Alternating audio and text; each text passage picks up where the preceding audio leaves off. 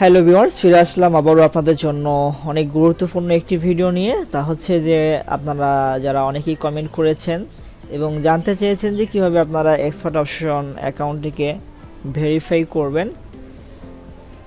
তো আজকের এই ভিডিওতে কিন্তু আমি আপনাদেরকে সেটি দেখাতে চলেছি। সো ভিডিওটি না টেনে সম্পূর্ণ দেখতে সাথেই থাকুন। তো আপনারা জিমেইল এবং পাসওয়ার্ড দিয়ে লগ ইন করবেন। করার পরে আপনারা লেফট সাইডে দেখতে পারবেন এখানে কিছু অপশন রয়েছে। তো এখান থেকে দেখতে পাচ্ছেন যে প্রোফাইল নামে একটি অপশন, এখানে একটা ক্লিক করে দিবেন।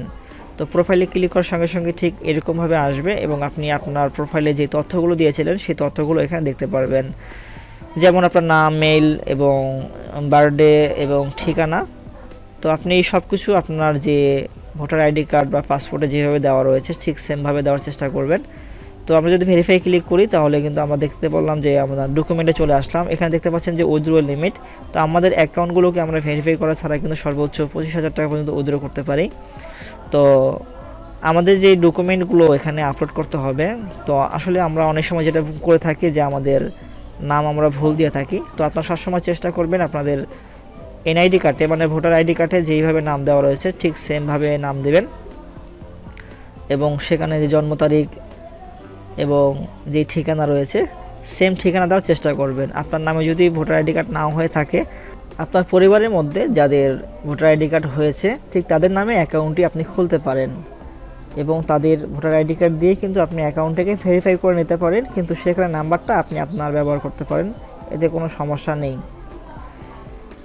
এখানে যদি আপনার কোনো ভুল তথ্য বা ইনফরমেশন থেকে থাকে আর আপনি যদি পরিবর্তন করতে চান এবং এই তথ্যগুলো যদি এখনও ফিল আপ করে না থাকেন, তাহলে কিন্তু প্রোফাইলে ক্লিক করার পরে আপনি দেখতে পাচ্ছেন যে এখানে এডিট প্রোফাইল, এই এডিট প্রোফাইলে ক্লিক করে আপনি আপনার এখান থেকে যাবতীয় তথ্য ইনফরমেশনগুলো আপনি ফিল আপ করে নিতে পারেন, যেমন আপনার সিটি, জিপ কোড এবং স্টেট অ্যাড্রেস, বার্থডে এবং আপনার ইমেইল এবং আপনার মোবাইল নাম্বার। এই সব কিছু ঠিকঠাক দেওয়ার পরে কিন্তু আপনি আপনার ডকুমেন্টটি সাবমিট করবেন, কারণ আপনি এখানে যে তথ্যগুলো দিবেন সেই তথ্যগুলো এবং আপনি যেই ভোটার আইডি কার্ডটি তাদেরকে সাবমিট করবেন তারা কিন্তু সেটি মিলিয়ে দেখবে। সব কিছু ঠিকঠাক থাকার পরেই কিন্তু তারা ভেরিফাই করে দেবে। তো সব কিছু দেখার পরে আমরা নেক্সট স্টেপে ক্লিক করব এবং ডকুমেন্টে চলে আসব।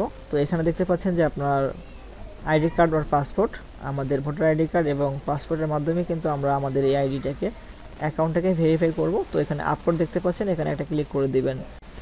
এরপর সিলেক্ট এ ফাইলে ক্লিক করবেন এবং আপনার ডকুমেন্ট যেখানে রয়েছে সেখানে চলে যাবেন এবং আপনার ডকুমেন্ট দুটোকে একসঙ্গে সিলেক্ট করবেন, যেমন ভোটার আইডি কার্ডের সামনের অংশ এবং পিছনের অংশ দুটোকে একসঙ্গে সিলেক্ট করে কিন্তু আপনি আপলোড দেবেন।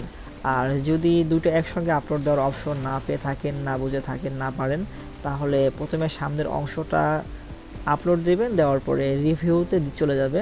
তো দুদিন পর আসলে যখন সেটি রিভিউ হবে, রিভিউ হওয়ার পরে কিন্তু আপনার সেটিকে তারা